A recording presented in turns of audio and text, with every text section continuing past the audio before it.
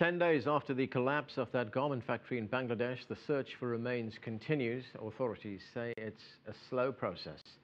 550 bodies have been recovered so far. The building owner and chief engineer have been arrested, accused of negligence and illegal construction. The disaster is the worst garment factory accident ever and among the worst industrial accidents of any kind. Now, in the wake of that deadly factory collapse, there is a renewed focus on safety. The International Labour Organization has proposed new rules to protect workers, and companies across the world are reconsidering their garment manufacturing operations in Bangladesh.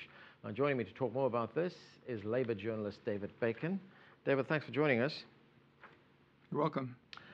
What would be the best response from United States companies, which are supplied by these factories in Bangladesh, to what has happened at that factory? One retailer we know, Disney, has already pulled out. It's cut its relationship completely. But will that do more damage than good? Yes, it would. Cutting and running is not the answer.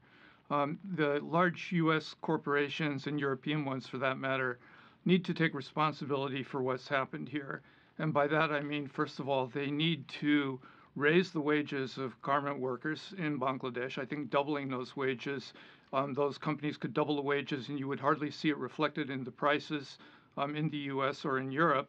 But even more important, they need to immediately recognize unions among the workers in those factories so that the workers themselves can police the conditions and ensure that the dangers to their safety as we saw in Rana Plaza and also in the Tazreen factory fire, don't occur in the future. You know, as you say, they must take responsibility here in the United States. And to what extent must some of the blame, or even most of the blame for this tragedy, go to U.S. retailers who are putting immense pressure on these factories in countries like Bangladesh and other countries in Southeast Asia as well?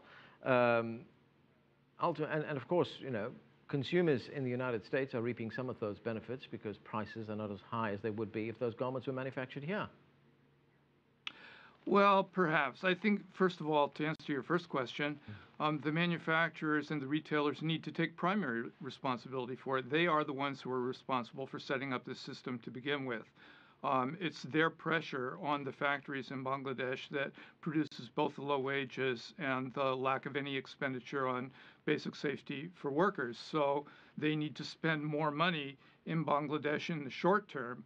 The wages of garment workers in Bangladesh are so low that even if those wages were doubled, it would hardly make a difference in the price in the United States because the wages are just a tiny, tiny fraction of those of the price. But I think more important than that, I think that this factory collapse and the fires really show that this model of free trade oriented globalization, what's called the race to the bottom, is not a sustainable model, especially for people in countries like Bangladesh, because as Disney is demonstrating here, when they find it inconvenient to operate in Bangladesh because wages rise or the costs go up or because it gets embarrassing because of the deaths of garment workers, they just go to another country. What does that leave Bangladesh with? It leaves them with empty factory shells and used up sewing machines.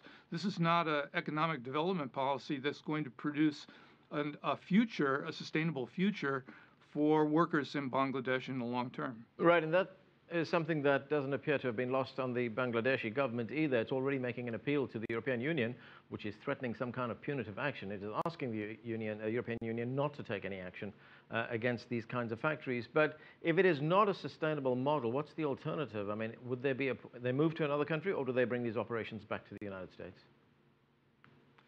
Well, I think that, first of all, the factory production in Bangladesh needs to serve the needs of Bangladeshi people. One of the great ironies of this situation is that the thousands of workers who are working in these factories, none of them can afford to actually buy any of the clothing that these factories are producing. So this is not something that is producing a high standard of living or wealth for Bangladeshi people, especially because most of the women working in these factories are migrants coming in from the countryside. So there's not a sustainable agricultural policy that leads to a good standard of living for people in the countryside. So people come to the cities, and there they have a standard of living that is among the lowest in the world. Bangladesh needs, with the help of other, richer countries in the world, they need an economic development policy that's designed to produce an internal market in Bangladesh, whereby workers and farmers in Bangladesh can afford to purchase the goods that they're producing. Okay, so we're going to have to leave it there. David Bacon, thanks for joining us. You're welcome.